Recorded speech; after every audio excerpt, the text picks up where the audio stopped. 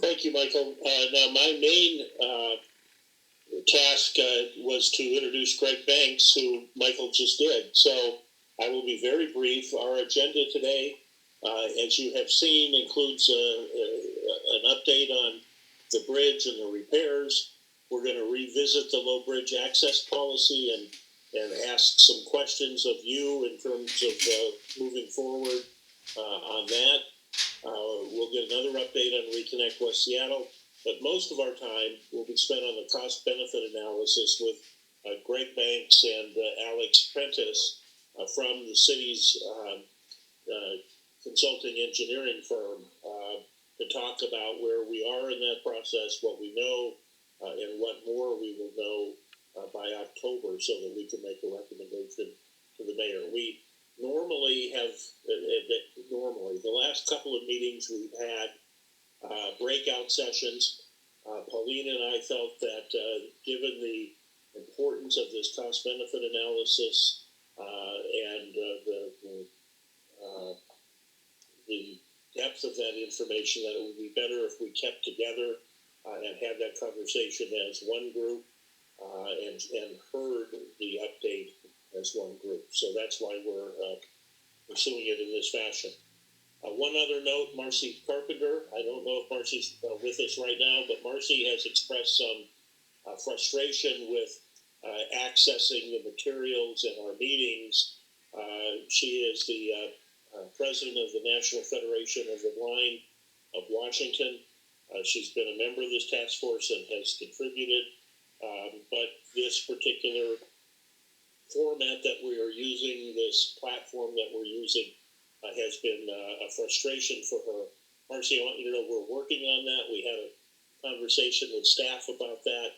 I know that Paulina has responded to your emails, and we will continue to work on that till we find an answer that allows you to fully participate in a manner that is comfortable for you and makes you fully able to participate in our meetings and outside of our meetings. So with that, Paulina, I turn it over to you.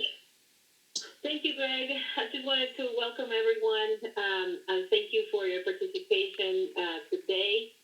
Thank you also for all the feedback, reflection forms that you send us, always helping us to do better.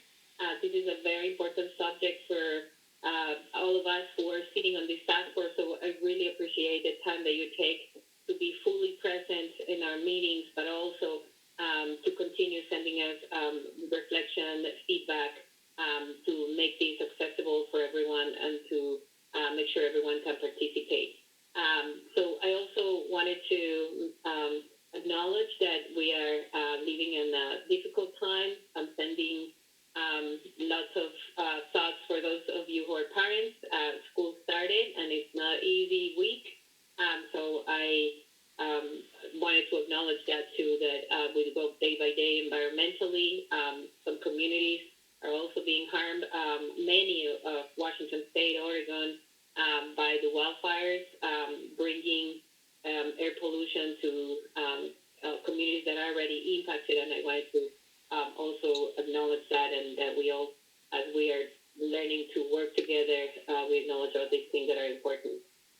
So I think we're all ready to get started.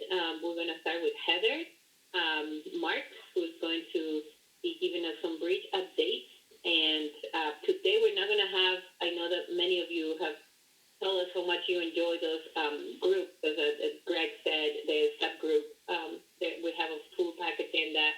We needed to all be present, and then we promised for the next one we will start with the subgroups, which are always very enriching.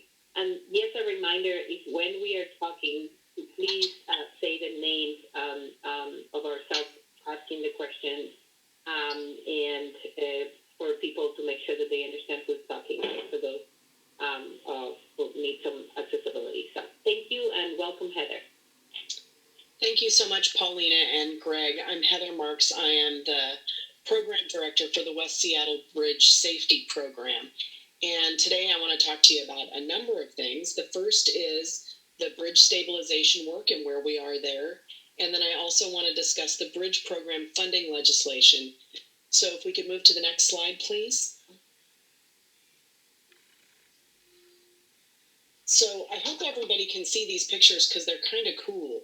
The first one is a picture of underneath the high bridge where those work platforms are busy moving back and forth to support the exterior work that's happening on the bridge. We installed those in July, and now they are moving to Area 3. And the second picture, it just looks like grayness, but if you look carefully, you can see that there are small syringes that are placed in the affected areas, and they're used to channel epoxy into those cracks. I want to make sure that we're all really clear that the epoxy isn't a repair technique. It's not something that's going to make the bridge stronger, but it does protect the steel that's inside the concrete. So that's why we do that. Next slide, please.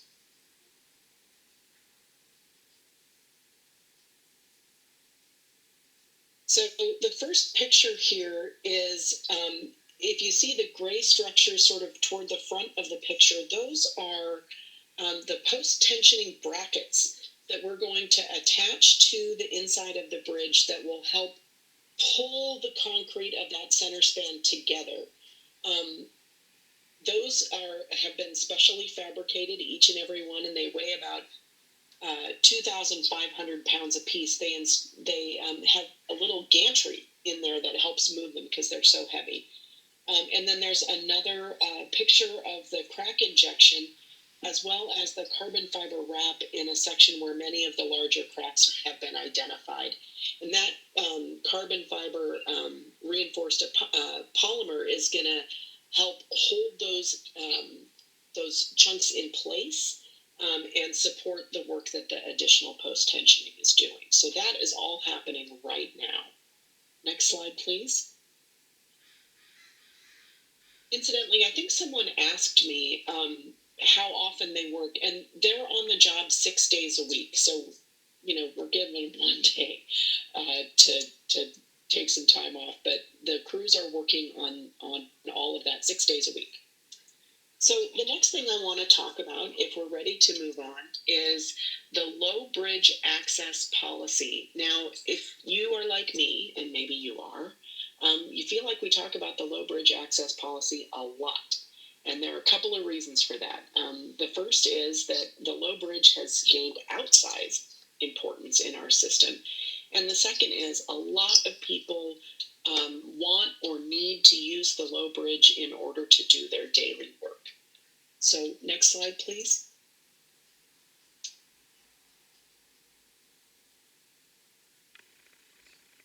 So while there are lots of people who feel really strongly about low bridge, there are also folks on this panel who maybe are not as engaged with that. And so we, in the world that we're in, where we're going to have to make a number of adjustments going forward to manage that low bridge access, including automated enforcement, which is coming up really quickly. ILWU workers that aren't going to need regular access now because the Matson operation has moved down to Tacoma for the time being. Van pool requests are increasing. Employer shuttle proposals are under development, though they are not using the low bridge right now. And prior to automated enforcement, we have a recommendation to allow all the essential van pools without placards. And so we would like to take a phased approach to automated enforcement where we continue to rely on human police to supplement the automated enforcement. We also want to see if we can form a subcommittee of this task force to inform those allocation policies with representatives from business, employers, maritime and industrial, labor with staff from the city, metro, and port. That would be an open subcommittee. Anybody who's interested could serve. And if the task force agrees that a subcommittee is a good place to handle those low bridge access policy questions, you can let us know if you of your interest at that link there. Are there any questions? I just have a little comment on that. I think the idea of a subcommittee would be fine. I'd like to not volunteer for it, but ask that it look at the ILWU issue, that they are dispatched from one location and they are going to one location. So I don't think the system that we have where each individual worker gets a placard and access in a single occupant vehicle makes much sense. I think that we should ask the employer and the union to work with us to figure out a van pool system that would work for them, thus, not taking up that much capacity of the very limited capacity that we have. So, we're trying to balance a lot of different needs. The West Seattle businesses, I know, are suffering, and they, I think, are making a strong case for why they need additional access. I think in this case, it might be one where we could balance that a little more finely than we have to date. So I hope folks, particularly maritime concerns, West Seattle business concerns, will step up and try and work this through this committee. So thanks, Heather. Heather, can I jump in a moment and respond to those remarks, if I may? Sure. And just so whoever's running the tech part, for whatever reason, I can't post in the chat. Maybe it's operator error, but I just thought I'd bring that up. So in relation to ILWU access, I know this comes up just about every meeting, and I've been in conversations with the West Seattle Chamber, and I believe we're on the same page about making sure that everybody's needs are met in relation to when our dispatched workforce needs the bridge in certain hours of the day, and when businesses in West Seattle absolutely need the bridge in those off hours to get supplies for their operations. So we're in conversations directly with the West Seattle Chamber, and we're, and if any of those folks are on here, feel free to add in, but it's my impression that we really want to focus on what that looks like on the automated side, like the placards. That ship has sort of sailed, and by the time we solve that problem, that'll probably be gone anyway. And so we're really looking toward like what the automated system looks like for the long term. And I'm happy to entertain that discussion with anybody, and make sure we can make whatever accommodations we can. So appreciate your remarks, Mr. Mayor. And that was John Persak. Just a reminder to say your name when you're speaking.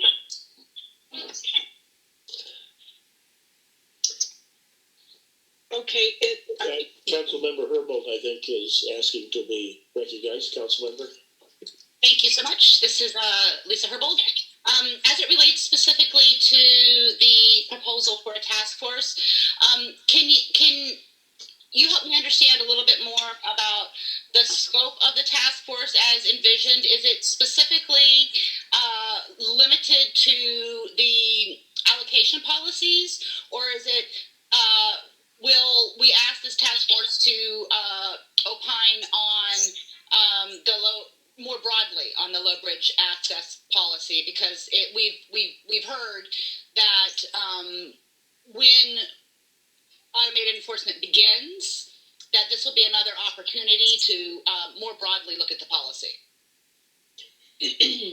Well, I think that the idea is that what you're talking about is part of the low bridge access policy. Any of those questions about who and how and when folks can access the low bridge to use it.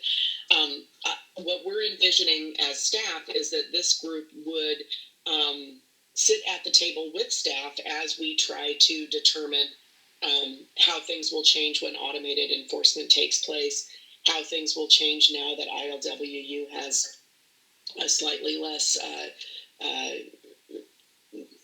intense need to use the low bridge, and then what will happen when ILWU comes back because Terminal 5, because Matson returns. So I think it's the full range of low bridge access. Thank you. What And it so, isn't. Let me just. There's a question in the chat.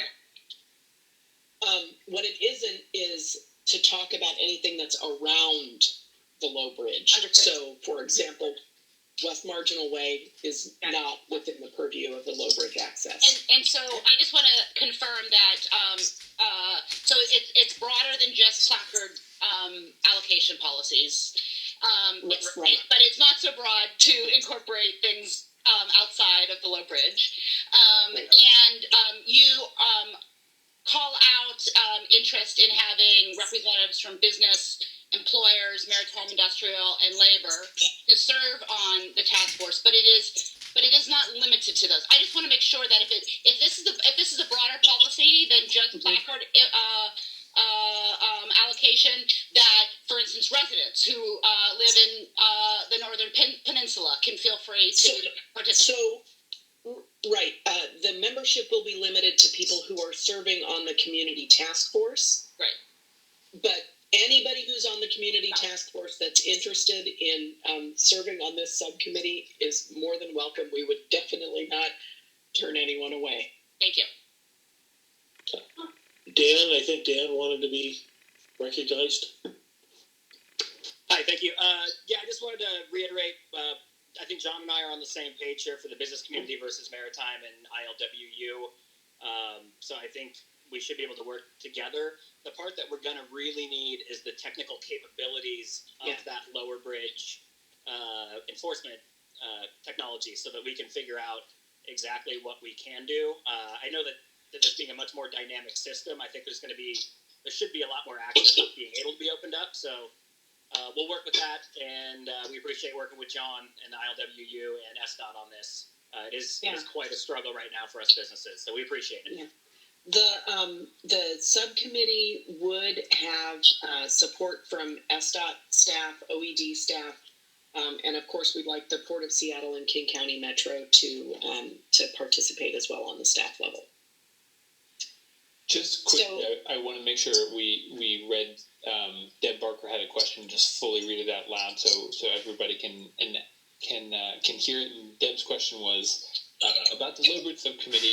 Could they be involved in the West Marginal Way Southwest project number F06 topic? And F06 has to do with West Marginal Way, northbound lanes. But just so everybody is aware of what the full question was. Right. So, no, this subcommittee would be specifically directed to the low bridge access policy, not anything around the low bridge. And then just one last thing, thanking Councilmember Herbold for her good digital hand-raising etiquette, raising her hand and then lowering it so we can keep track of who has a real-time question. Thank you.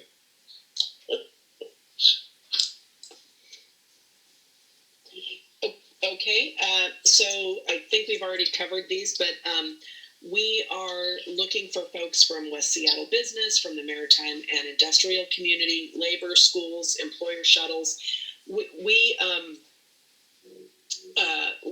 But we're not limited, so whoever would like to participate in the conversation fruitfully is most welcome. Staff would be available to help. We're not looking for a giant group, so maybe 4 to 5 people to represent those stakeholder perspectives, but that's not cast in stone. So it would be great if you could indicate your interest in this week's reflection form. There is a link to that in the chat.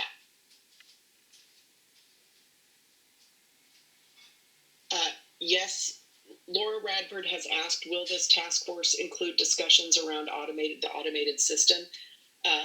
Laura Radford, that would be part of the conversation for sure.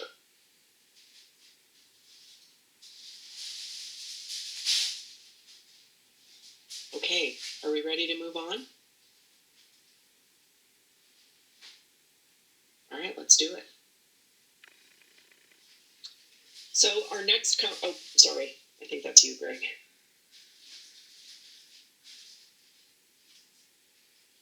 So the next conversation will be Reconnect West Seattle, and I'd like to welcome Colin Drake and Danielle Friedman to lead that presentation. Thanks, Heather. This is Colin Drake. Next slide.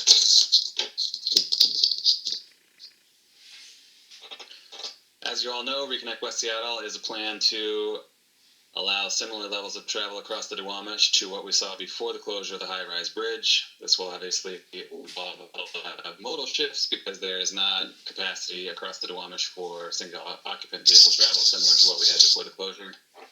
We also need to reduce the impact of environmental injustice in the Duwamish Valley, both historical injustice and also the additional injustice of the additional traffic that these communities are experiencing. Next slide. All right, so today we are going to release the Reconnect West Seattle final implementation plan. And I want to be clear that this is a summary of what we received during July, public feedback on projects that were on the neighborhood and on the Mobility Action Plan surveys. This implementation plan does not cover all of the activity that's happening in West Seattle. For instance, there is an ongoing discussion about a permanent signal at Highland and Holden in Highland Park, and that is not covered in the implementation plan. As we just discussed, there's many considerations related to low bridge policy, and that is not covered in the implementation plan. These are obviously very important topics that we will continue to cover, but I just wanted to make sure that it's clear what is in the implementation plan, survey results and our actions and response, and what is not. These other things that are related, but not specifically part of the survey. So, SDOT plans an initial investment of $6 million. And why 6? Because we know that there will be a need to balance funding among neighborhoods, freight, and bikes, but there are so many unknowns between now and when we get to that final funding allocation. And so as a result, we're starting off with a commitment to spend $1 million on each. So $1 million for each neighborhood, $1 million for bikes, $1 million for freight, with the understanding that that is not the end of the conversation, that some of those categories will get considerably more funding and some will get somewhat more funding, but we need to know a lot more about the cost of these projects, about the other projects that are not in the survey but are related, and then also race and social equity, the population of each of these areas, the travel demand and the traffic that are in these areas, and then many other considerations. So the bridge is not, to my knowledge, getting fixed soon.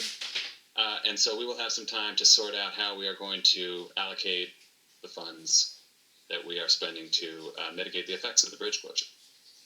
In 2020, and this is all in the implementation plan, and we'll go through it at a very high level here, but I'm also happy to answer specific questions. But in 2020, we've identified 23 projects or actions, and that includes bikes, freight, and neighborhoods, in addition to mobility action plan elements.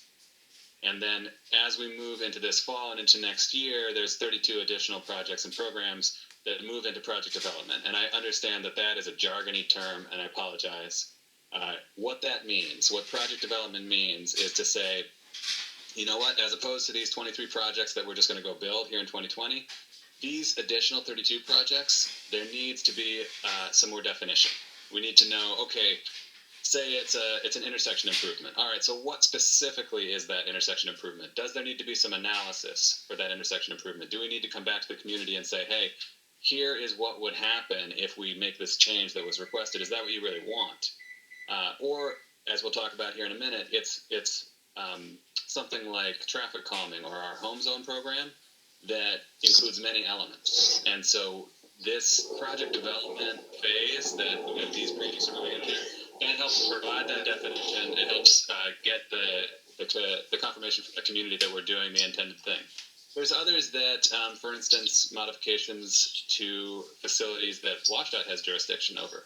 So project development also means SDOT is going to work with our partners like WashDOT to move it forward, get the necessary approvals, do the analysis, and move forward into implementation in 2021. And we understand that 2021 is does that mean, March 21 or December 21? And that's a very valid question. As we go forward with Reconnect West Seattle, we will provide that kind of definition and that detail about when this outreach is going to happen with the community to confirm the definition of the project, when we're actually going to implement it in 2021. We just don't know that today, and we want to get this this plan out today. So we understand that that information needs to come. It's just not going to be in today's document. As I mentioned, this list is not exhaustive. The purpose of the Reconnect West Seattle surveys was to get feedback from the community on what SDOT should do first. What should we do right now in 2020 while we have a limited construction season remaining before the rain starts? So we heard that. We know what we're going to proceed with in 2020, and we know what comes next and where we need further community engagement. As I mentioned, the Home Zone program is a way to deliver safety and speed reduction efforts. And so these are in the communities that have said, we have a lot of cut-through traffic. There is speeding on our residential streets. We need some pedestrian safety improvements. This Home Zone program is a way to do that comprehensively. It's not going to be one thing. It's going to be a package of things. And that's why coming in September, October, and throughout the rainy season, we're going to work with the communities to define exactly what that is and get it ready to roll in 2021. So we, through the Mobility Action Plan survey, we heard from the community that there is some willingness to change travel behavior. So we're optimistic that, it might not be all the specific modes that were envisioned initially going into the process. It might not be that for instance, waterborne transit does as heavy a lift. It might be that traditional rubber tire transit is able to carry more people. And again, this is all post-COVID, which I can't be dismissive of a pandemic, but let's all be hopeful that we do look at a world after the pandemic where mass transit again becomes an option that can move a lot of people. So I think stay tuned for more from us on Reconnect West Seattle, and I will hand it over to Danielle for some of the community feedback we received. And very quickly, Colin, thank you so much. And Danielle, before you get started, there are two questions, and I'll read them both out loud, and then Colin, if you could take those before pass on to Danielle. Deb Barker asks, will you be talking about how completion of the project timelines are to be shared with the community? That's the first question. And then from our co-chair, Mayor Nichols, the 32 projects in 21, are these limited to survey as well? Thanks, Michael. So yes, Deb, we today are not going to be sharing information about these timelines for the things that we don't have enough detail on yet. I think that so here's two ways we could share this information. One is we are doing quarterly updates to this implementation plan. But I think far before, I guess a quarter would be December-ish for the next iteration of the plan. We need to come out and say, here's what we have learned from September 9th. So 2 weeks from now, or the next task force meeting, and the one after that, I think we can continue to provide information on, for instance, the Home Zone program. That's one that's ramping up now. We'll be able to say, all right, South Park, Georgetown, and the West Seattle communities, here is when we can have that discussion about home zones. Here's where we can engage you on that topic. And then once we're able to do that outreach, we'll have a better understanding about what implementation will look like in 2021. So totally valid question. We need to give you those timelines. We don't have that information today, and we will be giving it to you as we go forward. And Mayor Nichols, yes, everything, the 23 projects in 2020, the 32 projects for 2021, all of those were generated the surveys, both the neighborhood surveys and the Mobility Action Plan survey. Thank you. I guess the frustration that I have is those were by definition smaller projects, projects that could be implemented really quickly or relatively quickly. But the mitigation for this is going to take bigger projects that are going to take a bit longer as well, particularly if we go immediately to replacement. And I guess what I'm looking for is after we get through this initial conversation around replacement versus repair and then replacement, I'd like to see a mitigation plan that includes the larger things that have been suggested and what follow-up has been done on those. I know that the Highland Park and Holden issue's a big one for me. Highland Park and West Marginal is a big one, and there have been suggestions of crossings, different crossings of the Duwamish temporarily. So let's think about a month from now or 6 weeks from now in our meeting, having a mitigation plan that addresses the larger pieces as well as the ones that we've gone through this community process with. Thank you. Great. Okay, and so I think that was similar to Colleen's question about, okay, yeah. Yes, great. Thank you all, Mayor Nichols and Colleen, for bringing that request to our attention. And I think we absolutely should, I think as we move forward with Reconnect West Seattle, we'll continue to talk about, okay, here was the results of the public survey process. Here were projects that are above and beyond that are more expensive and are nonetheless crucial, and we are proceeding with, and we'll be able to give information on that. Okay? Thank you. Danielle? Okay, hi all, I'm Danielle Friedman. I work for the Department of Neighborhoods, and I'm working on the outreach and engagement piece with SDOT on this project. So I just wanted to delve in a little bit into the community feedback and responses that we heard. Again, there's a lot more specifics in the implementation plan, but I just wanted to rise up some of the overall themes that we heard across the neighborhoods through the neighborhood prioritization process. One thing we heard was the traffic calming is a major priority, and those weren't always reflected in the ballots. And so we recognize this, and that is SDOT's response is expanding the home zone programs to South Park, Georgetown, Rocks Hill, Highland Park, Riverview, and South Delridge. Colin mentioned this, but it's a holistic approach to encouraging slower vehicle speeds, and they can include things like traffic circles, speed humps, access management, cost-effective walkways, coupled with neighborhood activation and beautification. So those should get at some of those traffic calming priorities. Another thing that we heard through the ballots and through the community check-ins and meetings that we've been having with community, the priorities that came to the top did reflect the community need, but community members would like to see additional ideas and solutions implemented quickly, which is kind of what we just touched on. The projects for 2020 implementation, they're well defined, requiring little additional designer input, so they're able to move fast on them. SDOT crew capacity limits due to COVID-19 social distancing requirements and other factors is a key determinant in project implementation. Also, like Colin mentioned, the rainy season is coming, and so there's some time restrictions on that, but we will definitely be working towards additional ideas and solutions that can happen even outside of those selected priorities.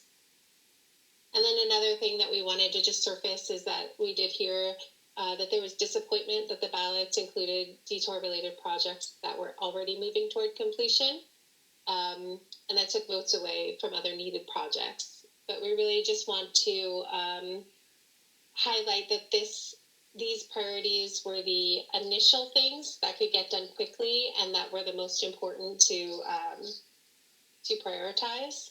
And again, SDOT and DON are reviewing ideas that came up outside the ballot selections, and we're going to continue discussions with the community. Next slide, please.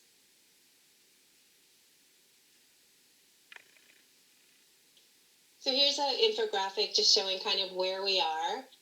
March through June, we figured out we identified and prioritized projects. We did the ballot and the survey process from July 10th to 31st, where we collected input on the comprehensive list of proposed projects prioritized by the community.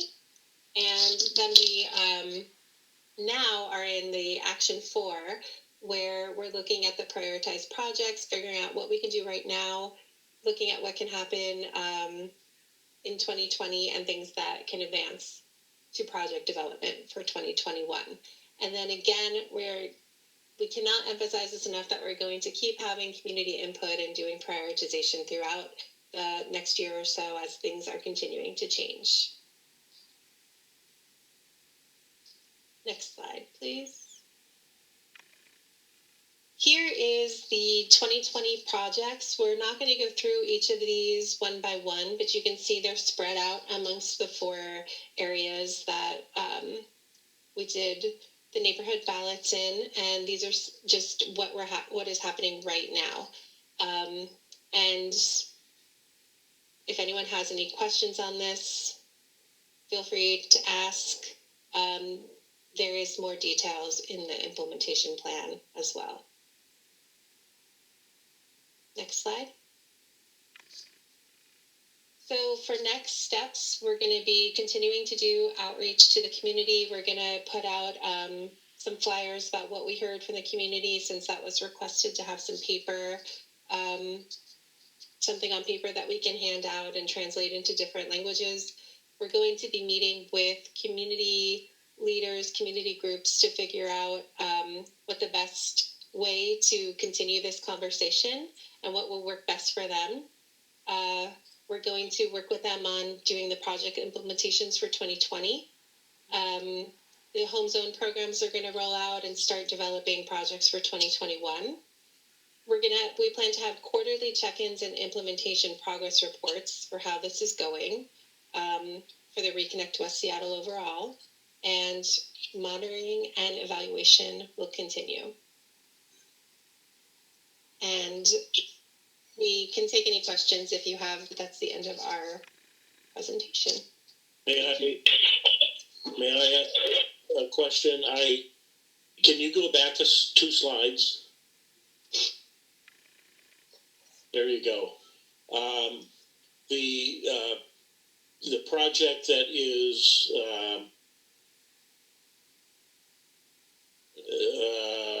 I'm not seeing it. F06, F06, West Marginal Way, implement northbound freight only lane. That would be from Highland Park Avenue north. Yes? Is that where it would start?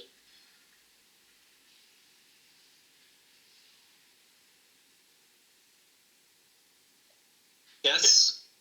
Yes. So I've expressed this concern before. That would reduce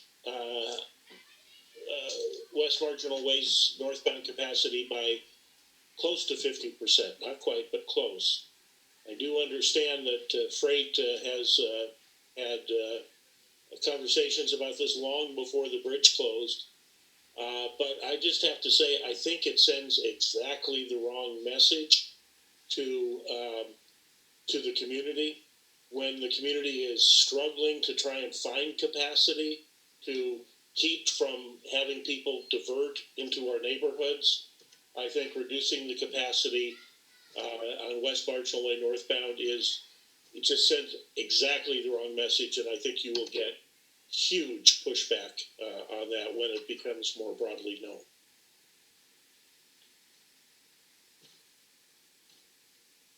That's it. Okay.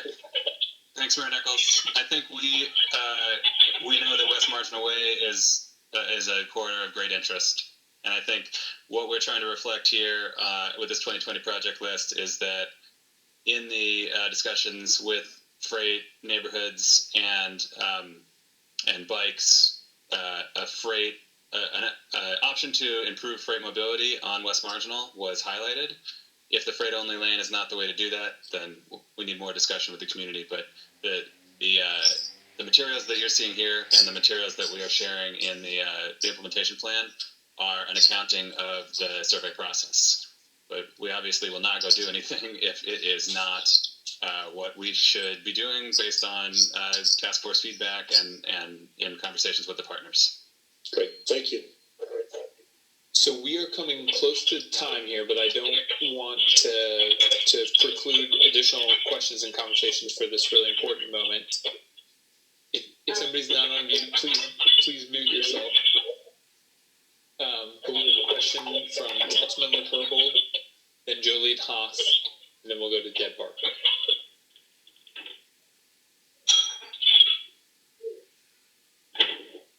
Councilmember Herbold. Sorry, need to get myself off mute. So the question or comment I have is a comment that I've received specifically from the Highland Park Action Committee, but I think it's feedback that is not specific to this neighborhood because it's not about a specific project. It's more about desires to have a more effective communication, and I think all areas where we're planning these mitigation projects would probably benefit from having some clarity about expectations around communication. And so basically they are asking us, the task force, to help delineate some standards for processes that can be clearly understood more broadly to the community and maintained by the public agencies that, like SDOT and Department of Neighborhoods, and involve neighborhoods to produce the best results possible for the neighborhood. They really want some sort of a feedback loop and accountability process to be part of the Reconnect West Seattle plan. And just giving, one example that they've provided is they mentioned that a bunch of neighbors on 11th and Webster north of Holden have been putting in monitoring requests directly via the Highland Park Holden project contact email, and they get a blank page as a reply, and so there's not even an understanding of whether or not the requests are getting through to the planners. They've made calls to the project number to find out whether or not the messages are being received, and so that's I think that's a symptom of what more broadly I think the request is not just knowing that feedback has been received, but then the accountability piece for knowing that we've heard you, and now we've included your input into the plans. And I don't know how thoroughly we've sort of created that sort of a feedback loop from the survey results to what's in the draft plan. Have we sort of shown our work for the survey results and what the draft plans say? And I think this is going to become more important as we move to that next level of projects. That I agree with former Mayor Nichols that we want to expedite that next level of projects, and that there isn't enough information about yet to make commitments. But I think it's really important that we create this sort of a communication and accountability feedback loop for those conversations as well, in order to be able to move them forward. Thank you for that comment. I agree, and I'm committed to working with community groups to set up something like that. That'll work for everybody. Thank you, Councilmember Herbold. We are about 4 minutes beyond time, and I really don't want to take away from this CBA conversation. But Jolene, do you want to share your question very quickly? Can you hear me? I can. It's a little echoey, but I can understand you. Can you guys hear me now? Yes. Okay. So I have made mention at least 3 or 4 times about improvements to West Marginal Way, and was told that this group was not addressing anything on West Marginal Way, that was West Marginal, East Marginal Way, and First Avenue South Bridge, and all that other stuff was being taken out and being decided in some other forum that I never got privy to. And now I see F6 is added there to, have a lane for freight, which I'm not sure if that is a good thing or a bad thing. But if you're going to add things to your little sketch here, why isn't the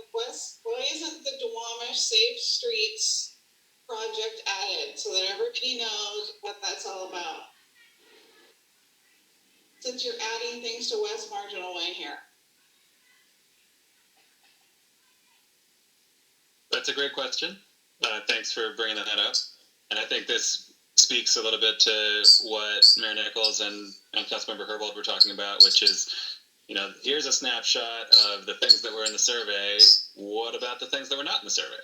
And so something like the Duwamish Longhouse Crossing, which is a project that was discussed before the West Seattle Bridge was closed, and that is a key project moving forward, but was not part of the survey process. So where's the story there? So it seems like that's a loud and clear feedback we're receiving is, hey, SDOT, thanks for telling us about the survey stuff, but we need the full story, so we can do that.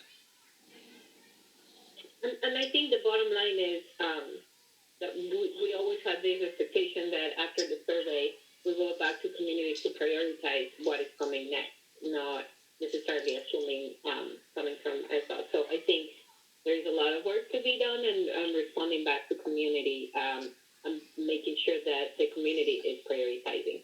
Something that is not in here, and I've been hearing a lot, and this week, so important, the schools are open for lunches, and for the neighborhood to have the school lunches. I think there is missing a conversation on how kids can go have and take lunch without, being in danger because of traffic. So there is a conversation that we need to be spending as well. I wanted to acknowledge the concern. And so make sure we put it on the notes as well to follow up. And please mute yourself if you're not talking to the Thank you, Paulina. People who have additional questions here, I ask you to please utilize the chat function so we can get back to everybody in writing. And if we have a spare time at the end, we can come back and have those questions addressed directly verbally here. But with that, we do need to move on to the next section. I'll turn it over to Heather Marks to move us into that next section. Okay, maybe we can, keep going. And maybe one more slide. So, thank you everyone for your thoughtful comments on the Reconnect West Seattle implementation plan. We are moving quickly and really appreciate your willingness to keep us accountable as we are moving quickly. So first, I just want to, before I introduce Greg Banks, I just want to note a little map that we have here. In June is when we started the community task force to help ensure transparency, and I hope that it's been serving that need for you. In July, due to input from the task force as well as others, we added the Immersed tube tunnel option to the cost-benefit analysis. In August, we, the little thingies are blocking what it says, but by scoring your priorities for attributes along with the TAP, we've refined the tool, and now you're going to have an opportunity to learn more about the cost-benefit analysis and ask questions. By the end of this meeting, you should have a better understanding of how it's going to help us make that repair or replace decision that we expect in October. Next meeting on the 23rd, you'll have another peek behind the curtain and learn more about those results. And then in the fall, we'll have that final CBA report, which will help us, SDOT, make a recommendation to the mayor and will inform the mayor's decision about whether to repair or replace the bridge. Next slide, please. So today we are going to talk about the cost-benefit analysis objective and schedule. We're going to discuss attribute weighting, attribute definitions, and measurables. We're going to talk about how we incorporate costs and monetize risks, and then next steps. And I think this is the point where I should turn the reins over to Greg Banks, who is the lead engineer for WSP, our consultants. We're working closely with them each and every day to refine the cost-benefit analysis and bring us to a place where we can make a credible recommendation to the mayor. Next slide, please. Greg?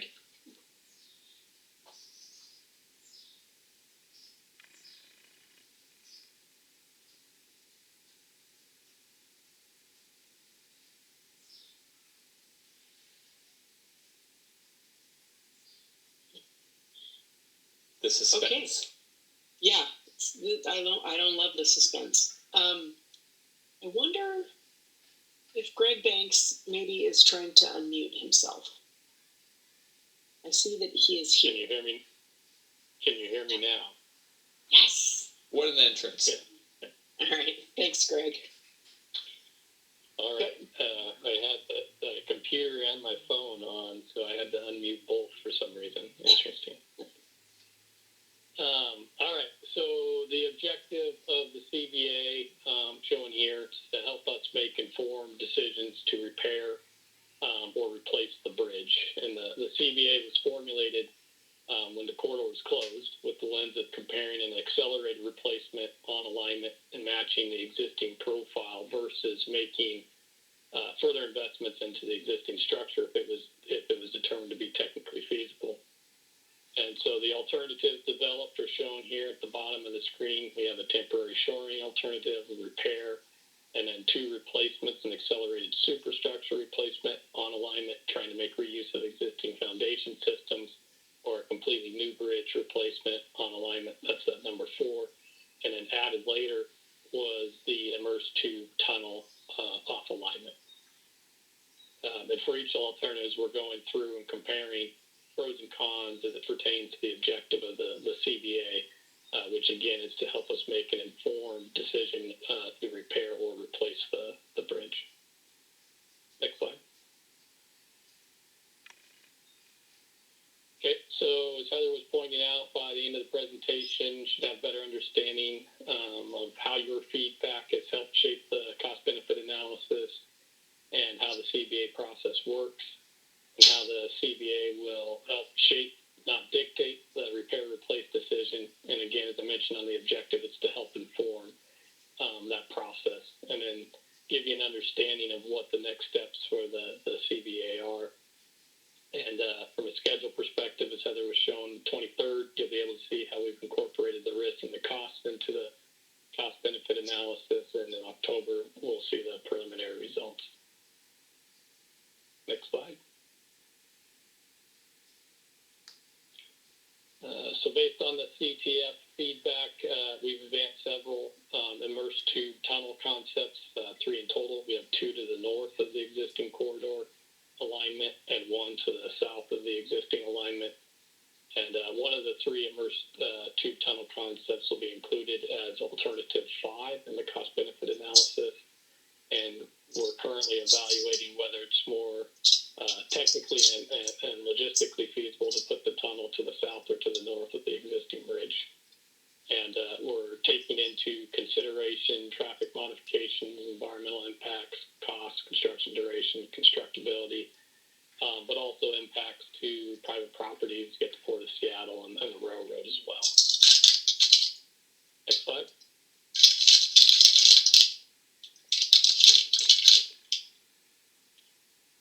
So this slide shows a couple of the 2 alignments that we're looking at to the north, and plan view up at the top. We've got a profile at the bottom left and a cross section bottom right. Next slide.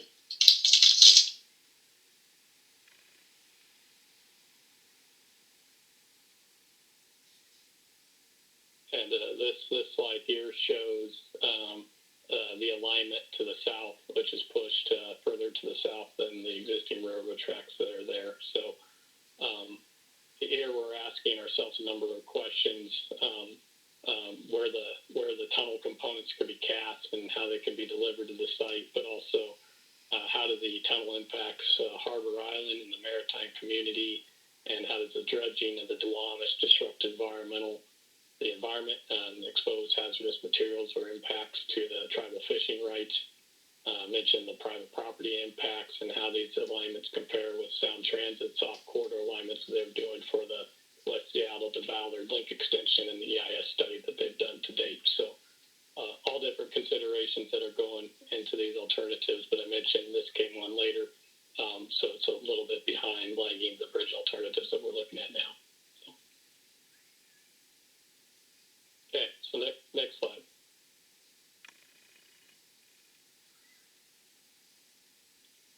So moving into the attribute weighting. Next slide.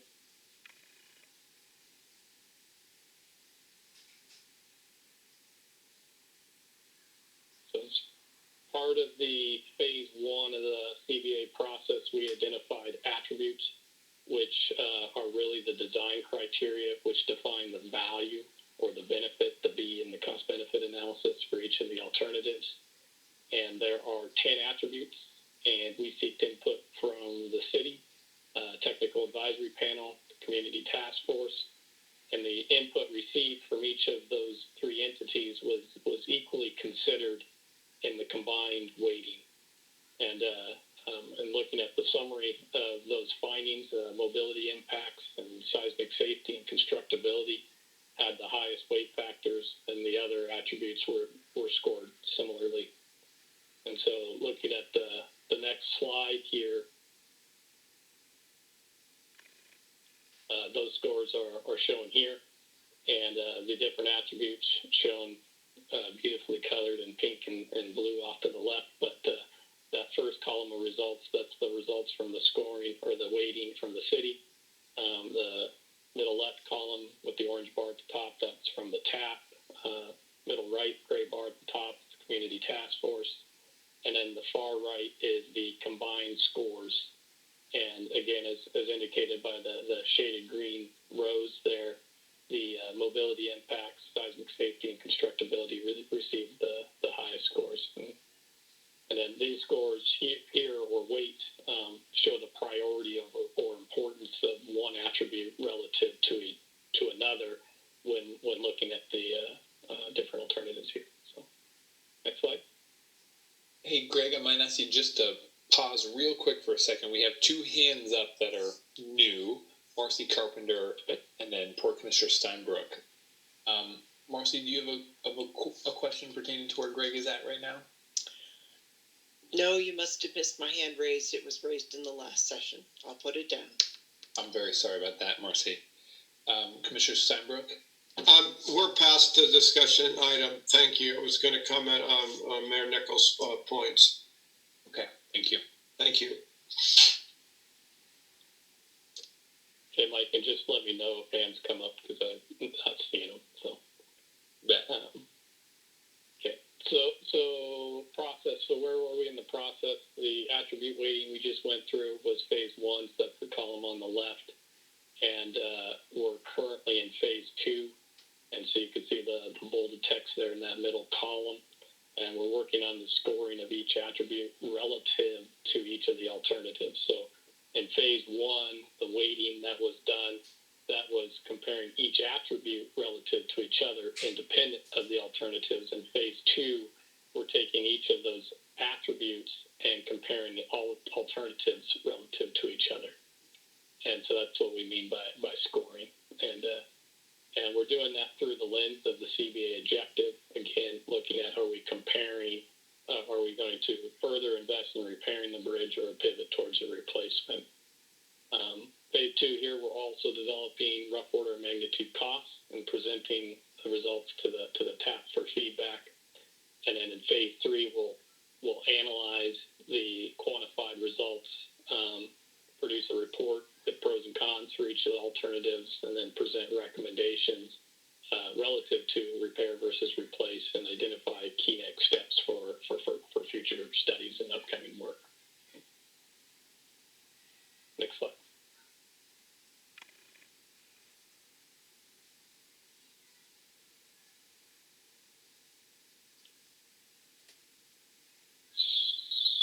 So, next slide. So moving into into the attribute definition and measurables discussed, there's the 10 attributes, and measurables is a term we're using to develop, which are define the attribute definition, and they're developed by various subject matter experts. And so, for example, looking at the top bullet there for environmental engineer would develop the measurable for the environmental impacts, and a seismic engineer would develop the measurables for the seismic safety attribute. And then each attribute has a definition supported by a handful of measurables. And for example, the constructability attribute, a measurable may be schedule impacts, and its unit of measure then would be the duration. And for each alternative, the differences in construction duration are identified. Next slide.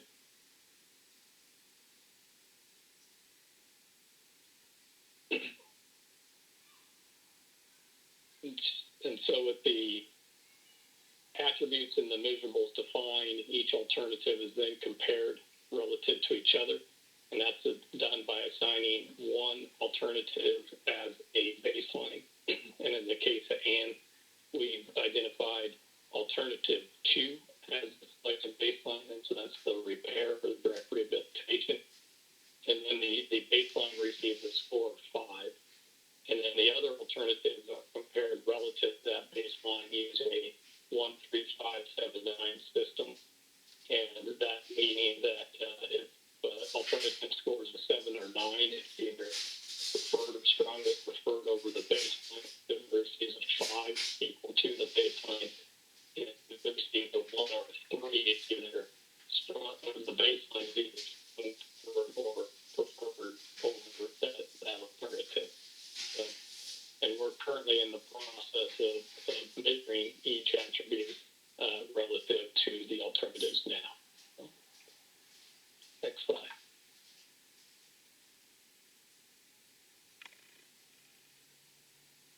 So to further illustrate that process, this is an example.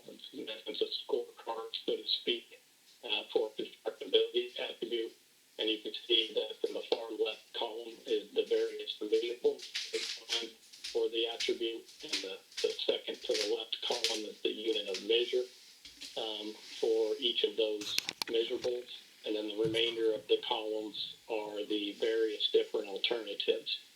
And you could see the quantified or the measured value for each of those measurables there. And those are used to inform the 1, 3, 5, 7, 9 score. So the bottom row there would be where that score is entered. And you can see for alternative 2, which is the rehabilitation, that's our baseline, it received a score of 5. And then the other alternatives would receive that 1 or a 3 if the alternative is perceived to be less advantageous than the baseline, a 5 if equal to, or a 7 or 9 if it's more advantageous to the baseline, with the lens of what the definition of the attribute is and the measurables included here. So, and again, this is just an example of one of the 10 attributes. They all have their own individual scorecards. And other thing to point out here, alternative 6, you don't see any measurables there. Again, that's because it came on late, but it will be included. Next slide.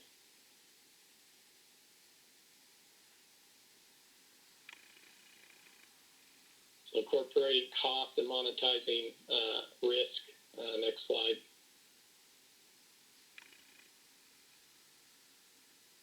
So we're developing rough order of magnitude cost ranges, in part metrics based, but also in part on actual engineering calculations and calculated quantities.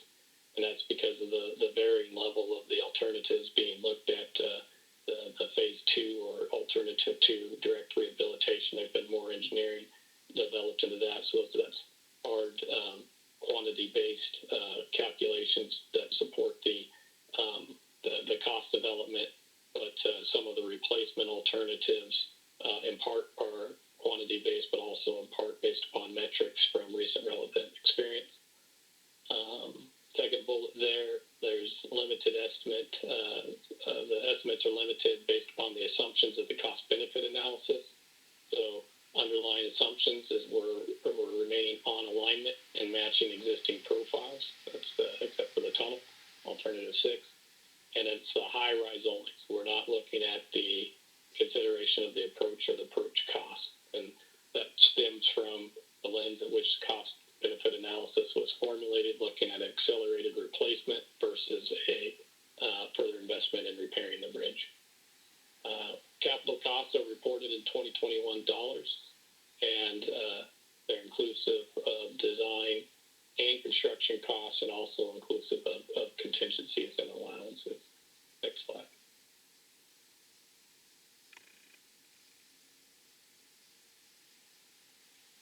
So first bullet here is Department Redundancy Department. So developed construction costs based upon material quantities, but also supported with metrics from recent relevant experience, and incorporated design construction contingencies.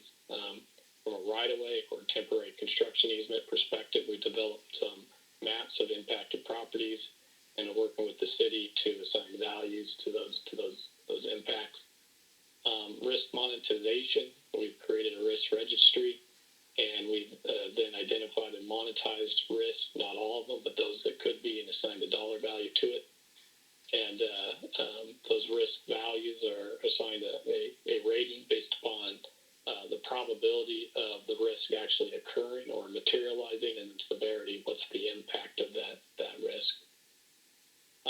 Also inclusive of design and planning costs, so designated them as soft costs or other costs, and that's being estimated as 30% of the overall construction cost. And that's inclusive of cost of engineering, construction administration and inspection, construction support services, third-party review costs, city costs, etc. So where we are now is we're going through the risk registry and identifying, is it a complete list of risks? Is there anything missing? And are we appropriately capturing and monetizing the risks as it pertains to the context of the cost-benefit analysis? Next slide. From a life cycle perspective, we have incorporated construction durations into the estimate, or incorporating them into the estimates, and they're based upon preliminary construction schedules that have been developed, and consider when work would occur within the life of each of those alternatives. So the anticipated lifespans being considered, so alternative 2, the repair is 15 to 40 years. As it pertains to the life cycle costs, we're accounting for 40 years.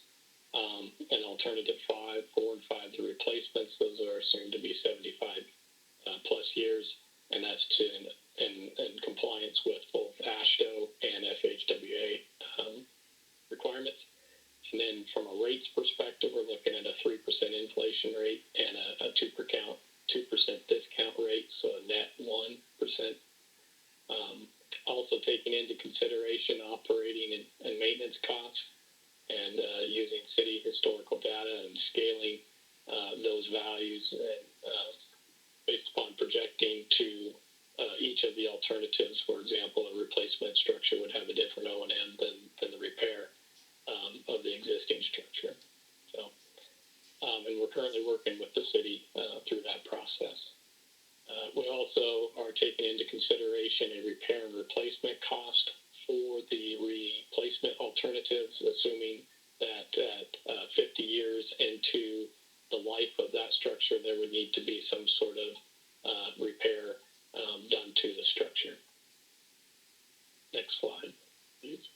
Hey, Greg, just to quickly interject, Amanda, Kirk, you have a question. You raised your hand, but you also put it in the chat. Do you want to summarize and share your question with Greg and the task force?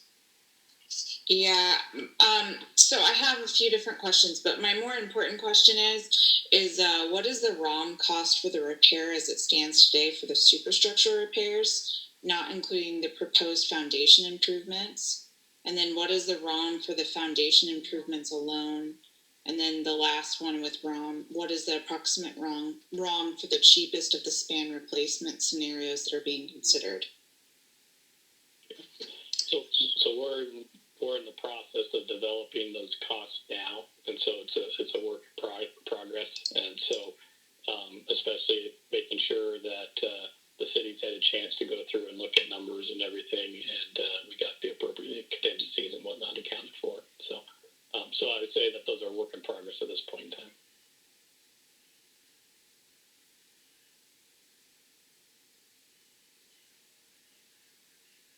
Thank you. Mm-hmm.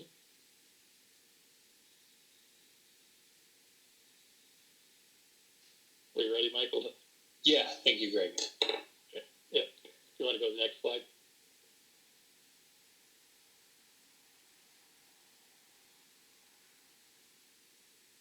So regarding Greg, I'm sorry. Before you start, I just want to give a shout out to poor Michael. It's hard to monitor both the chat and the hand raising. So, Michael, maybe you didn't see it. There are several people with hands raised. So, before Greg goes on, maybe we can address those. I just see Jolene's hand that's been up for a long time, and Deb, and I apologize. I assume that those were just continued from previous asking questions and not lowered. Are there other questions or hands raised? I think Katie had a point to make as well. Yeah, hi everyone. Thanks. Katie Darrow, Deputy Director at MLK Labor. I basically was just talking about, labor. I want to say about 4 meetings ago, I had brought up a request that we add an 11th criteria area to measure workforce impacts. And I've since been in conversation with Bill from SDOT, who's been really great to connect me with Greg Izzo to understand what exactly that would look like, what they would measure. And it sounds like they have some quantifiables that they can measure that would demonstrate workforce impacts of each each scenario. And so we're definitely still interested in having that 11th criteria area added. As it stands, we've been told that it's just going to be presented in a report to the mayor, and we want it to be a part of the full conversation when we're talking about all the other CBA criteria. So that's still our request. I'm not sure what the issue is with adding it as an 11th criteria area if we are able to quantify it. So just curious about whether anybody has a response as to why that doesn't seem to be possible. So, Katie, thank you so much. This is Heather. Sorry, let me put on my camera. This is Heather. I know that we've had, that you and Bill have had those conversations, and I think, and I shared in the chat sort of our approach to this. Bill, maybe you want to share some of those measurables, because that hasn't been part of the internal conversation. Yeah, so what Katie asked for more specifically in terms of the information was about economic impacts of continued closure versus repair sooner, as well as different labor hour impacts for the different scenarios. And Greg is looking at what's achievable with this. There are some challenges to just figuring out the economics of bridge closure, apart from other larger factors like COVID.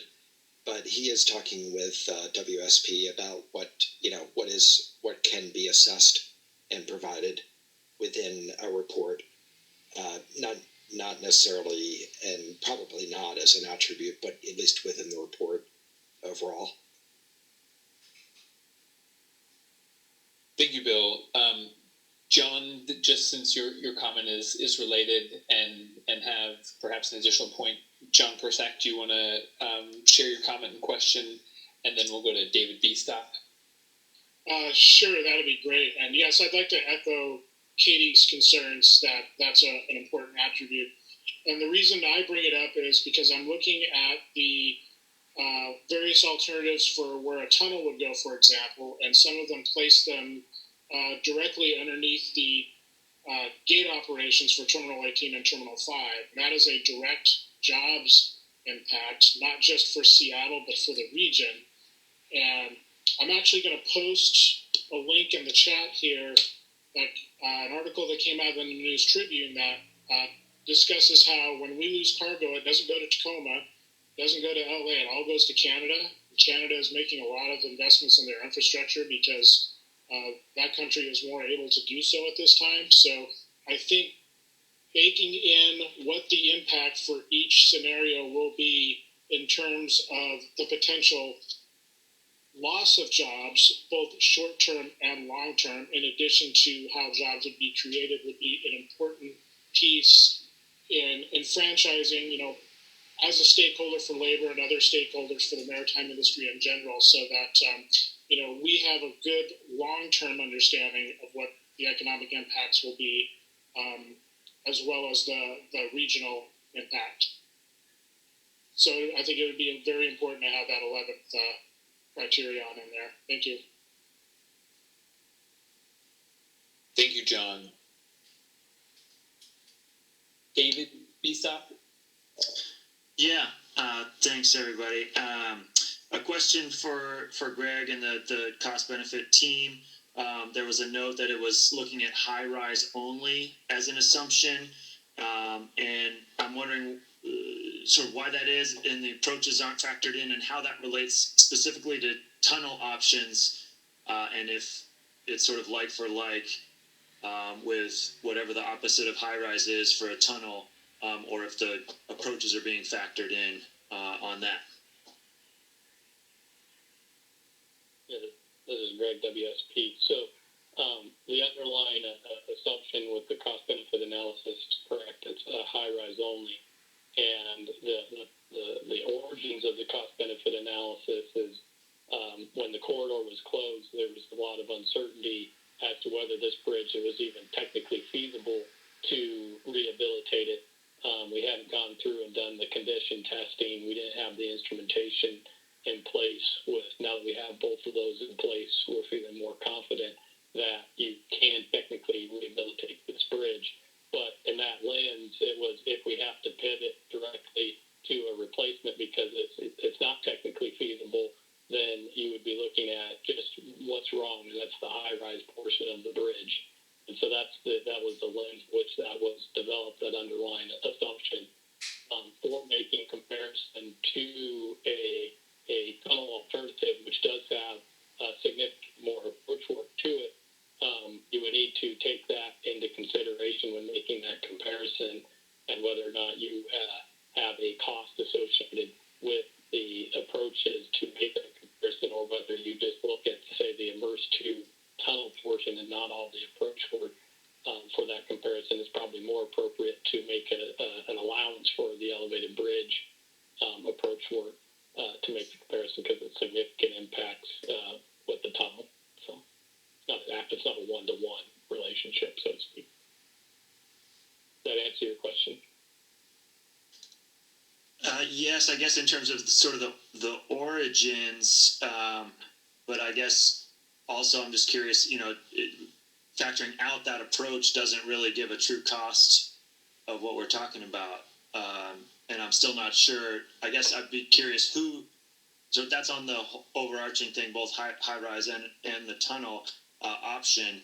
And then I guess I'm curious who determines how that's factored in. It sounds like you don't have a clear answer on the approach. Who would determine sort of what is the closest to a one-to-one comparison? Yeah, there's so one of the risk items, which we're going to get into risk here, is just the risk because we have the assumption in the CBA that we're going to match profile as well. And with the Coast Guard desiring a higher vertical clearance envelope over the Duwamish, meaning you have to raise the profile, then what's the risk associated with that? And the risk being you have to have more length added to the project. You can't just tie back in right within the high rise, which means that you have approach work that needs to be done as well. So there's a cost associated with that. So there is a cost allowance that accounts for what you're asking about that could be applied to the high rise to make that more one-to-one comparison with the tunnel alternative. It's that, I guess, is what I'm saying. You just have to do a little bit of math. So continue along David's questions. Anne, do you want to? Do you feel like that answers your question? You say, I share your question about approaches. Why are they excluded for superstructure replacement? Aren't they a necessary cost of this? And do you feel like your question is answered? Do you want to elaborate on that a bit? Yeah, I would just want to make sure that those costs are included. If they're part of the replacement, then they should be there. And it looked from the slide as if they were specifically excluded. So I think that David and I both had the same thought there. No, and I guess my answer would echo what I just said, that in terms of the lens of the cost-benefit analysis and the assumptions that have been made, part of this is the risk registry as well, which we're going to walk into. One of those risks being the Coast Guard and desiring higher clearance envelopes over the Duwamish, which the repercussion of that is having to replace the approaches. And so there's a monetized value to that risk, which will be inclusive here, so you can do that extrapolation to make that comparison. Thanks, Greg. I'm going to track the questions that are in place, but I'm going to ask Greg to keep moving through the presentation so we don't fully lose the momentum of where we're at. And then there is a lot of room for questions and answers at the end. Okay. All right. So moving into risk management. So as I mentioned, we have a risk registry. It just so happens the example that I'm showing here is the one we just talked about. But in terms of what talking about there, the risk is it's a multiple step process and it's continual. It's a living document. But we have a series of slides here to show you what that looks like, and we're going to focus on one of the identified risks. In the case at hand, it's the Coast Guard requiring that additional vertical clearance if a replacement bridge is selected as the path forward.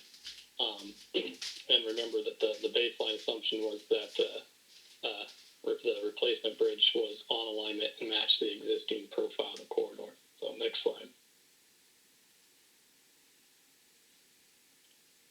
So after you identify the risk, next step is to qualitatively assign a risk analysis on a very high, medium, low, very low process. And so this considers the probability of that risk occurring or materializing. That's at column C. And also considers the impact of that risk, again, at the very high, medium, low, very low basis. And then the product of those giving you an overall risk rating. Is it, in this case, the red shade there means it's a high risk. So, next slide.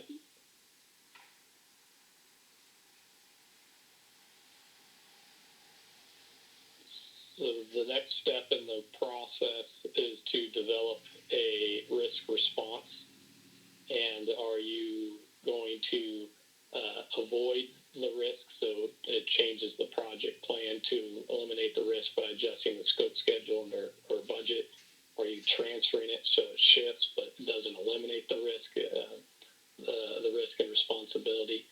Are you mitigating it, reducing the probability and or effect of the risk to an acceptable level?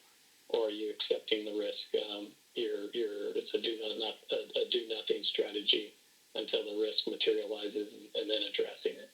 So the risk response, in this case at hand, we're saying transferring it. So it's a consideration to be had beyond the cost benefit analysis. So it'll be looked at in further studies. Next slide.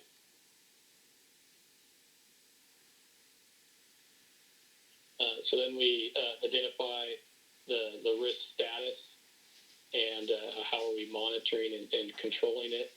And so this risk item, again, as I mentioned, we're transferring that risk, but it's going to have it's going to be inclusive of a significant cost consideration within the cost benefit analysis, where we end our study, but future studies will look into that and potentially can eliminate that risk or reduce the cost of the risk or account for it in the cost.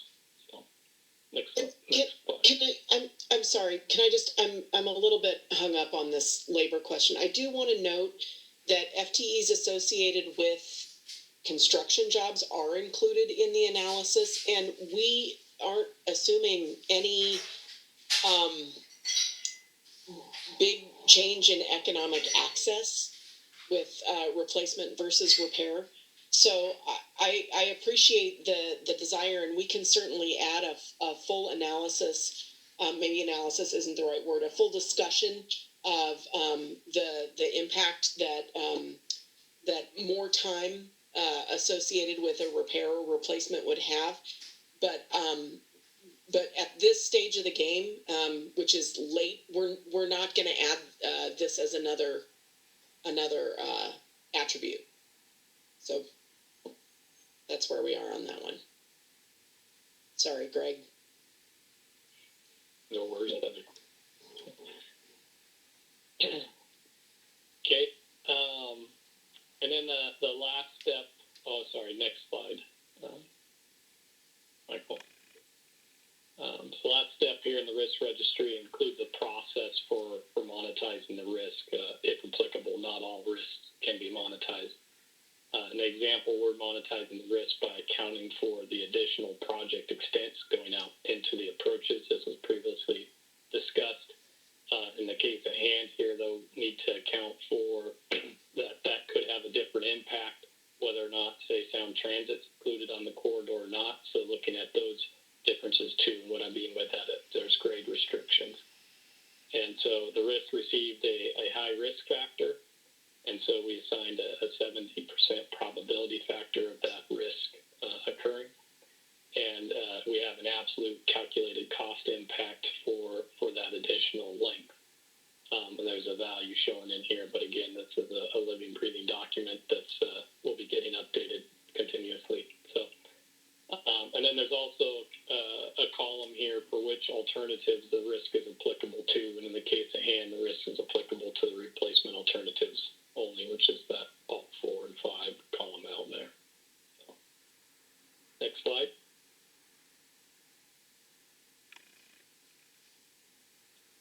And so this just shows a more macro view of the risk registry. We have a number of different risks identified, some of which are being monetized. It's important to note again that this is a living document which gets revisited regularly and updated.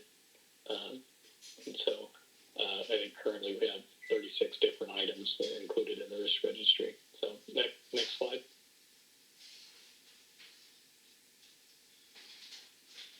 So this slide shows in a different form a summary of the risk identified to be monetized, listed over there on the left. And there's separate bar charts for each alternative. You can see alternative 1, 2, 3, 4 there. And then there's two different colored bars, the red bar and the gray bar. And the red bar represents risk associated with the initial capital investment of that alternative, with the gray bar representing the risk associated with the life cycle cost of that alternative. So the bolded portions represent the factored monetized risk recognized. So that's a risk value with the probability assigned to it, whereas the lighter colored portion of the bars represents the total or absolute risk. So no probability assigned to it. And so, which that probability again accounts for the likelihood that risk would occur and the impact of that risk materializing. So that's that qualitative assessment, which we showed on a few slides back. So, next slide.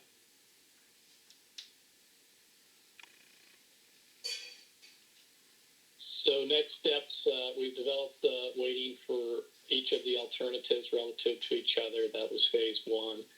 We're developing the performance scores, and so that's looking at the alternatives relative to each other for each attribute. Phase 2, and assigning the 1, 3, 5, 7, 9 rankings to each. We're including alternative 6, the Immersed tube tunnel. We're also reviewing the cost developments and developing the cost, rough order magnitude costs, inclusive of operating and maintenance, risk monetization, as we discussed, but also the right-of-way cost calculation. So we've developed some exhibits of impacted properties and whether that be from a temporary construction easement perspective for the on-alignment alternatives, but with the Immersed Tube Tunnel being off-alignment, permanent acquisitions. Then we're going to go through and review the initial findings, and then do a final review, and then do our report with recommendations, which will bleed into the fall and the schedule that Heather was showing earlier with the decision of the repair or making continued further investments in repairing the structure or pivoting towards a replacement. Next slide.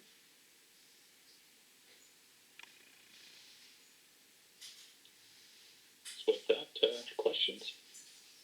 So Pauline and I, with Michael's help, will be attempting to give everyone a chance, A, to ask their questions, but two, also this is a conversation for the task force. So we're going to try and make sure that everyone gets a chance to participate. Who wants to lead off with a question or comment? We have hands raised from Dan and Amanda Kirk. Okay. And perhaps we'll start there.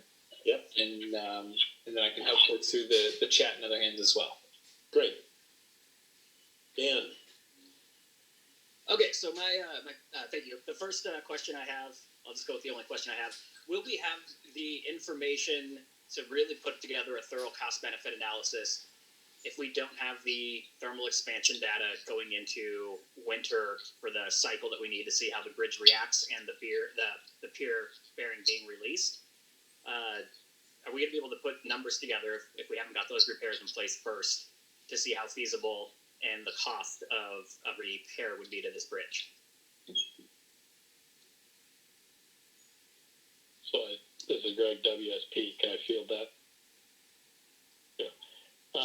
So it's a good question, Dan. And the answer is that the cost-benefit analysis has been informed based upon the condition assessments that have been done to date, the instrumentation that's on the bridge, using that to correlate our analytical models, and looking at a next phase of rehabilitation.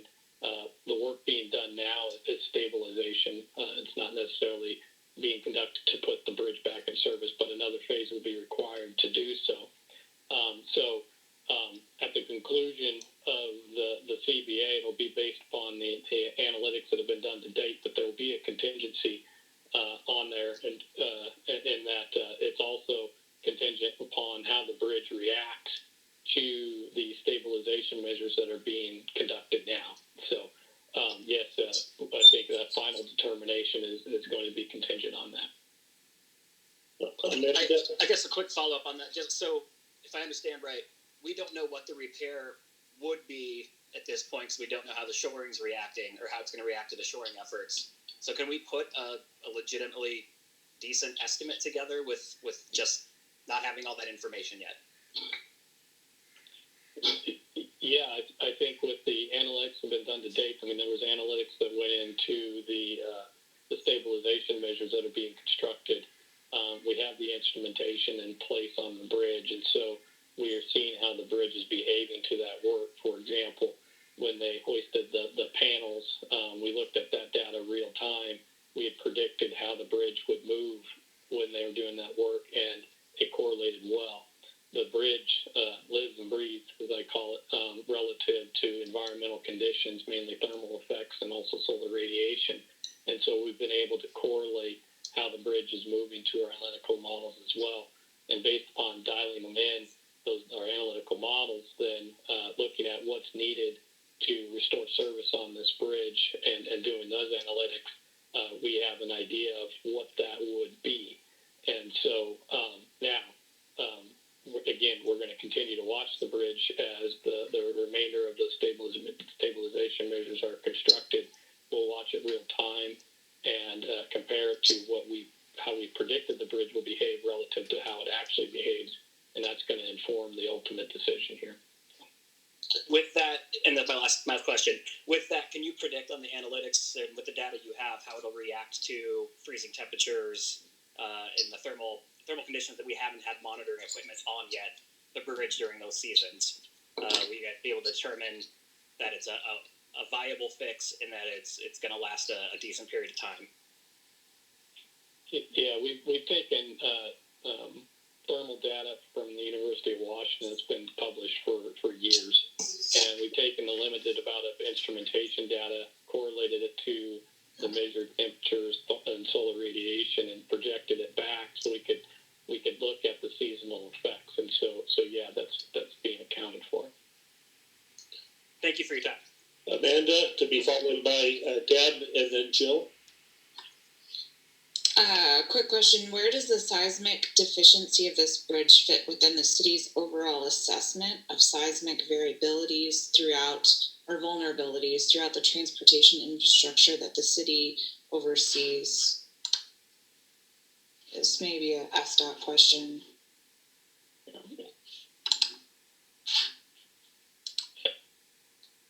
Heather, do you want me to take a shot at that one, or?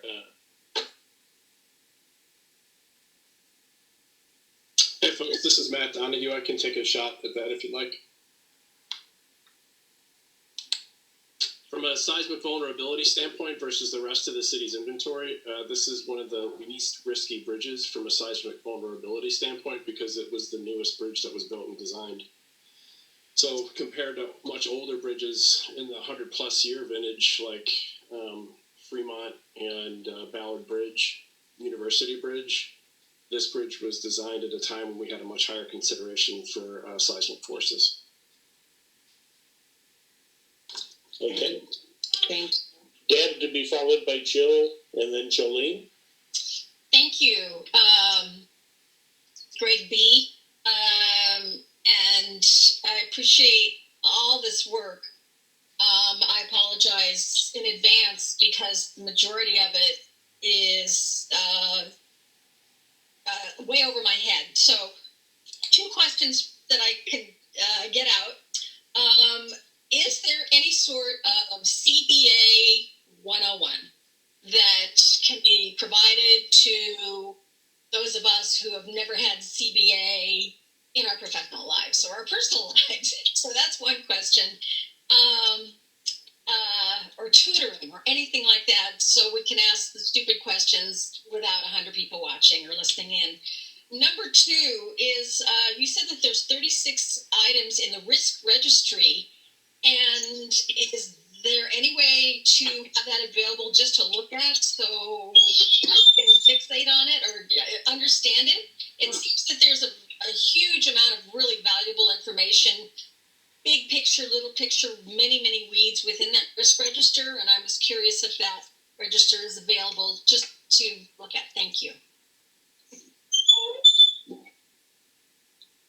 Greg, do you have a response to that? Well, I guess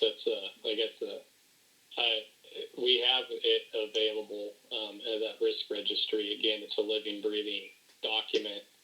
I guess, Heather, I would leave it up to you in terms of how we share information or when information gets shared because of that, the nature of the document. So, okay. Jill to be followed by Jolene and then Commissioner Steinberg. Right. So would you like me to respond to that question? Oh, sure. You bet. Okay. So, first of all, I want to level set a little bit here. The cost benefit analysis at this point is a really technical document. And so we can provide to you the attributes and the measures.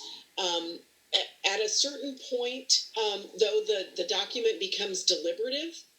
And so providing it to the task force before we make a recommendation makes it a public document. And we really need to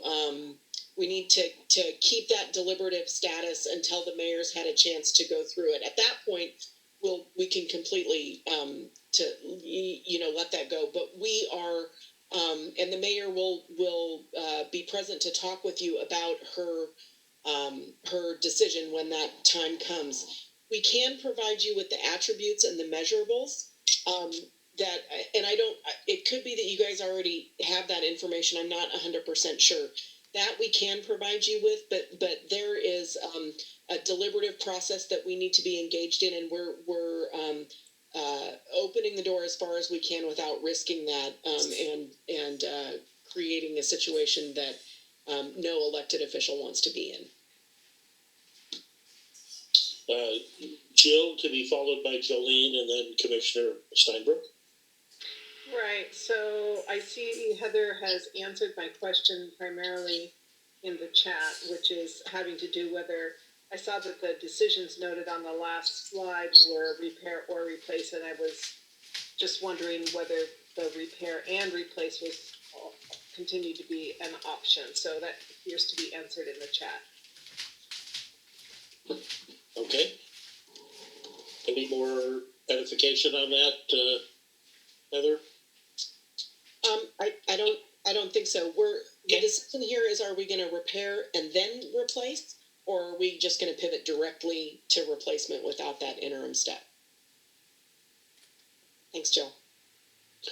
All right, Jolene, to be followed by Commissioner Steinbrook, and then I think John is the next person I saw. Okay, I think I'm up here. Yeah, just had a question regarding Jolene. Oh, I'm sorry. I'm sorry. Jolene, you had your hand up in the thing. All right, we'll get back to Jolene then. Commissioner Steinbrook. Well, just two things. It would seem that a repair in the shorter term that would be maybe seen as an interim with a longer term replacement option might be of value to look at, particularly if we're looking at very significant seismic costs to extend the life of the existing bridge to 40 years or more, which was reported in the papers. I find that kind of intriguing, in fact. But the other question I had was regarding the Immersed tunnel. It's hard not to believe that there aren't fatal flaws in that whole concept. I know that there's a lot of excitement around it. It's not exactly a very common technology, and it has a lot of basic problems with regard to this area. And I'd like to hear what from the technical experts, what they see as some of the greatest challenges. I would identify the clearances necessary, dredging of contaminated soils, and would like to hear what some of the other significant challenges are seen with that alternative. So, Commissioner Steinbrook, let me just set it up by saying that, a fatal flaw has sort of a specific meaning in this circumstance. So there isn't anything that would prevent us from doing an immersed tube tunnel. There are, however, a number of challenges to an immersed tube tunnel that either Greg Banks or Matt Donahue can speak to. Greg, can you take a little bit of that? Yeah, I think there's a number of challenges you touched on some, but then also just getting the segments, where you're casting them, how you're delivering them to the site, and how you're setting them. I mean, that's all a number of difficulties. Consideration then also of all of the utilities that are running through this area, and how are you going to make those connections? What are you doing with the utilities? There was some discussion earlier, just the access to and from the port. You're cutting off a lot of surface street access, and how are you making those connections, and how are you going to do all that work and not have a significant impact to the port? Looking at then you also have the railroad. You got the tracks running parallel to the corridor here, and how are you going to pass under those tracks, or are you realigning the tracks? There's the number of complexities to deal with here. So. Okay. All right, thanks. John, and John's the last person who I've seen either on the hand raised or the chat who's asked to be recognized. So anyone else who wants to either express your concerns or ask a question please use either the chat or the hand raise. Thank you. John. Yeah, thanks. I didn't want to take up any more time. Heather and I have been discussing the contract with WSP just so I can get a better understanding of what the scope of work is, just to kind of add on to Deb's remarks. So that's pretty much all I got. So I appreciate the time anyway, though. Sure. Unless I'm wrong, John, and I don't think I am, the contract with WSP is a public document, so we can send that to you. Appreciate it. Thank you so much. All right. Okay. We've got plenty of time. Anne, you had a question? It's a question about the CBA, but it's also sort of a funny question. I was thinking about the stabilization and wondering, how do you test it once it's done? Do you run a bunch of buses over it, or what do you do to make sure that it's actually working and that it can actually hold the weight that you think it's going to hold? And then the connected question is, will that be ready before we see the CBA, or is that stabilization work going to overlap with the presentation of the CBA?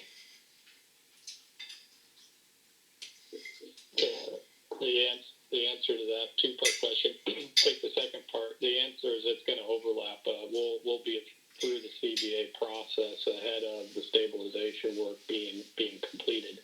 That's the earlier discussion there was that that's the contingency that the findings of the CBA will be contingent upon that stabilization work being conducted.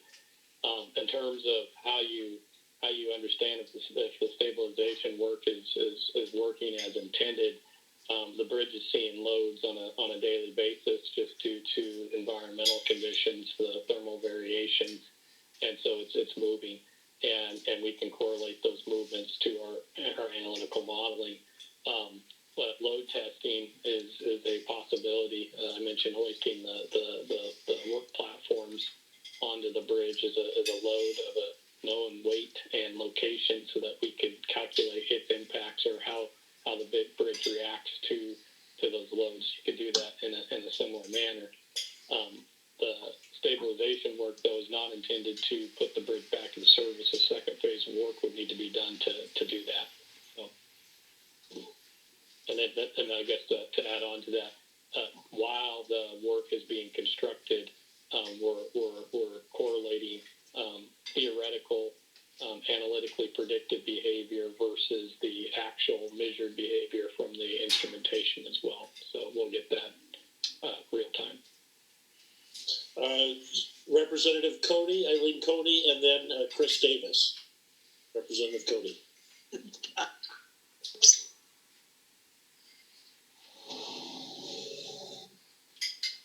You can hear me. I'm sorry.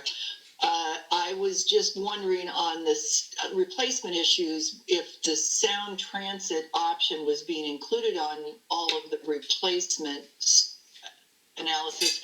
And then you specifically talked about the Coast Guard requiring the permit to be at the bridge or the whatever structure would have to be higher. And then you included the sound transit discussion in that, and I didn't understand how the higher bridge fits with sound transit. So let me start, Representative Cody, and it's good to have you here. The first is that the Coast Guard can require us to have a higher profile. It's not required that they do so. But that is something that we have to consider a risk, because they could require it of us. Whether or not the sound transit facility goes on this bridge or a different one would be more a question of the type, size, and location effort that we'll have to do once we have chosen the repair or pivot directly to replacement. So the type, size, and location study, I know that word makes people a little crazy, is what kind of bridge, how big, and where, right? And so the how big and what kind of bridge are the questions that encompass whether or not sound transit could be accommodated on this bridge. The question of sound transit being included on this bridge or continuing with their separate structure is a conversation that we're engaged in with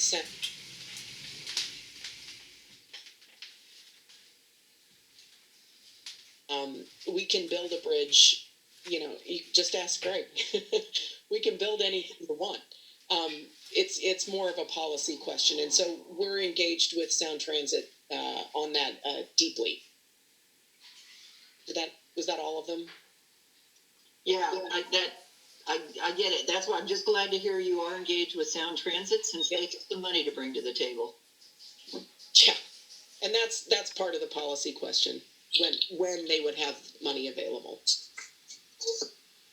All right, Chris Davis, and then I see Deb and Dan again. So we'll call on them. If there's anyone else who hasn't spoken, please let us know so that we can get you heard. Chris Davis. Okay, we'll come back to Chris. Deb Barker. Hi, thank you. I am looking at the ITT north and south concepts, north and south of the bridge, and I just had a question about why the cross sections. There's actually are there supposed to be two tubes, one to fit under the Duwamish River and one to fit under the Duwamish waterway? Or how is the ITT dealing with the waterway? And that would be on the eastern side of Harbor Island. Yeah, this is Greg. So on the eastern side, so there's the west channel and the east channel. The east channel, you would be elevated by the time you get there. And so profiles included on those slides, we have this green shaded area, which we call retained fill. It's you have to get elevated to a certain amount before you cross over the east channel. So the open cut then is coming into, the areas of open cut are then coming into an bridge. So there would be ITT plus bridge for this potential solution, correct? Yeah, there's actually a lot. There's the ITT, you got the cut and cover section, you have an open cut with walls, then the embankment, then to a bridge, yeah. Yeah, you have retained fill. Lastly, question on this, when you have open cut or retained fill, can you, because that's right of way, can you do anything in those areas, build affordable housing? I don't know, something like that?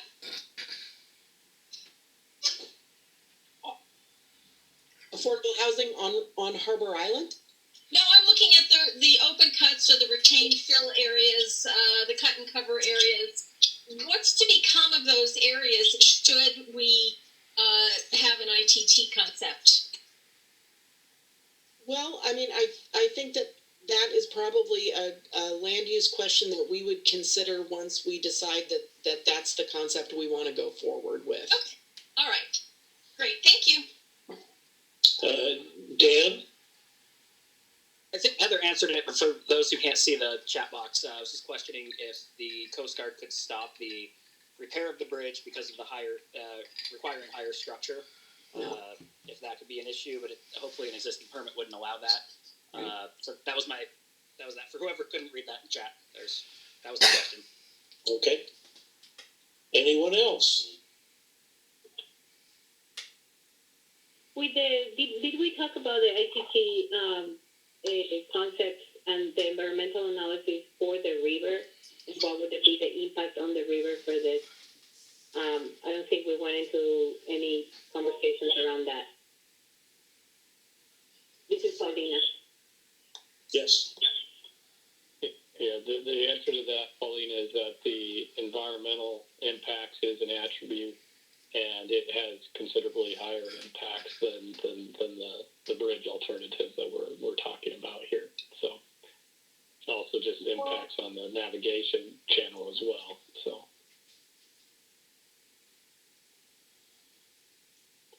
Thank you. But did you mean it was done, or it will? It's being done.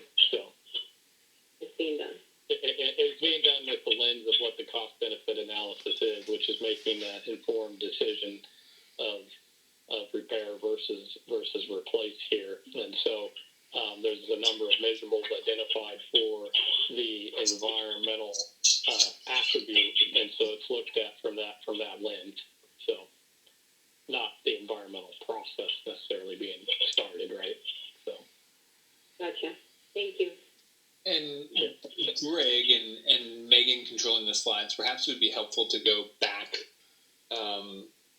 quite a few, not to make you click too many times, but so people can see what the ranks and weightings are, just as we're talking about environment and how that contextually fits into the overall picture, I think is helpful to further ground Paulina's question.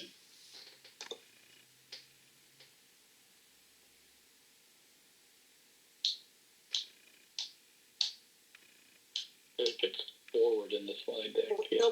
Nope. Were you looking for the weightings? Yes, the weighting. That colorful slide, Meg. The next one. Yeah. There you go. Yeah. Nope.